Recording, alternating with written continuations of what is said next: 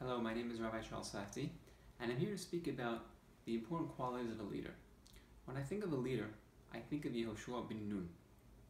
And when we study the Sefer Yehoshua, we see how many times there were rebellions in his book.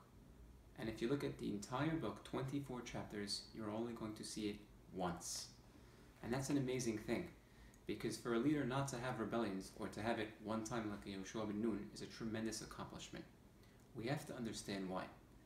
Chazal, our Chachamim, state that Yehoshua ben Nun was compared to the moon, whereas Moshe Rabbeinu was compared to the sun.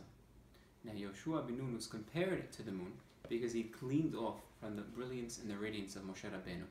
And we all know that Moshe Rabbeinu was a fantastic leader. He was Adon Kol HaNevi'im, the master of all prophets, and he was extremely close to HaKadosh Baruch Hu. He was able to speak to HaKadosh Baruch Hu face to face, panim, panim. And he was basically in a realm of his own. Whereas Yehoshua ben Nun was the moon that gleans its light from the sun, but at the same token, Yehoshua ben Nun was able to relate to people.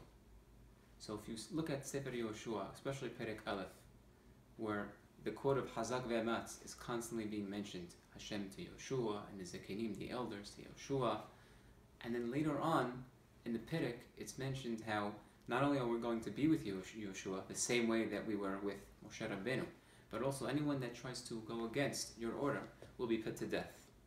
And lo and behold, in Perek Zayin, the 7th chapter, where a man by the name of Achan thought that it would be wise to steal from the spoils of war, from the defeat of the city of Yericho in chapter 6, and when they found out that he had the spoils of war hidden in his ohel, they took him out of the ohel, him and all his possessions, and Yehoshua asked and demanded of Achan, what did you do? And right away Achan, without even making up any type of fabrication or any type of story, said, you're right, I sinned, I admitted, and I stole such and such, and I apologize for doing so.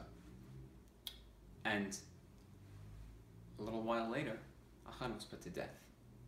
And after that, you don't see any more confrontations between Am Yisrael and Yehoshua, or Am Yisrael and the authority. And the entire Sefer Yehoshua is basically Yehoshua ben Nun conquering the land, divvying up the land, and there's a feeling of comfort among